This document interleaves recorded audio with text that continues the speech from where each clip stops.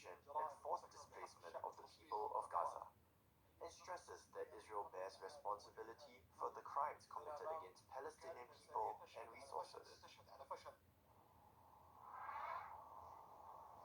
Meanwhile, the WHO says Gaza's largest Al-Shifa hospital is not functioning and the death toll among patients is rising.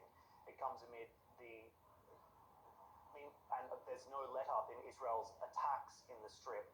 Israel claims Hamas militants have been using hospitals for their operations.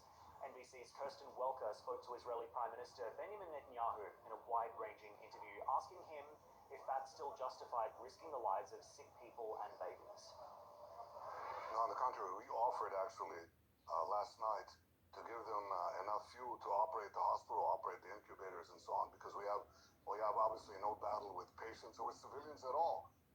And I think every civilian death, every dead baby is a tragedy. But that tragedy should be placed squarely at the responsibility of Hamas, that is keeping its military installations inside hospitals, its command posts inside hospitals, inside schools, inside UNRWA, UN facilities, and so on. So we obviously don't want to give them immunity, but at the same time, we're sensitive to this issue. So we offered this help. They've refused it. I've offered something else. I've said, let's build field hospitals. I asked the Emirates, I asked the French president to send a floating hospital ship. We've asked other countries to, the UN, UNRWA, and so on, build field hospitals. Let's move the patients out of these Hamas command posts in the hospitals to these safe places. So far, they moved a few patients, not enough. I hope more will move.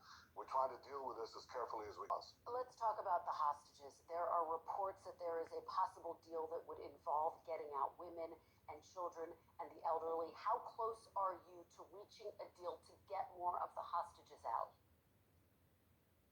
Well, Kirsten, I can say that we weren't close at all until we started the ground operation. In fact, we heard that there's an impending deal of this kind or of that kind, and then we learned that it was all hokum. It was nothing. But the minute we started the ground operation, things began to change. Okay. There are a lot of mixed messages, as you know, coming out about what has been agreed to as it relates to humanitarian pauses. Can you be very clear for our audience? What has Israel agreed to in terms of daily humanitarian pauses? Have you agreed to 4-hour daily pauses? Yeah, let me be clear on what we agreed on and what we don't agree on. What we don't agree on is give a ceasefire to Hamas, with the exception of one intended for the release of our hostages. We're going to continue this to the end. We have to have victory. There's no substitute for victory, and we'll destroy Hamas, again, for our sake and for the sake of peace in the future. But in addition to that, we're fighting a war in which we are doing our best in a way that very few armies have done, to give a corridor, a safe corridor for civilians to get out of harm's way. As we're doing that, Hamas is firing on the safe corridors that we're giving to the Palestinian civilians. So against all these obstacles, we're still calling on civilians to leave. And for that, we create pauses. That is 4-hour pause, 3-hour pause, and this in a particular area, while the fighting proceeds elsewhere, to let the civilians out of harm's way.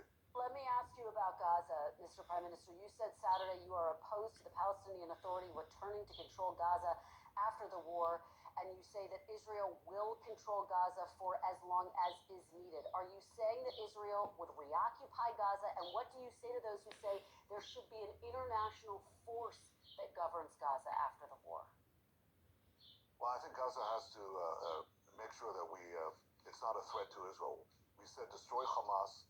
And for that, if we want to have peace, we have to destroy Hamas. This is what Israel must do, and this is what Israel will do. Would you accept an international force, Mr. Prime Minister? Would you accept an international force?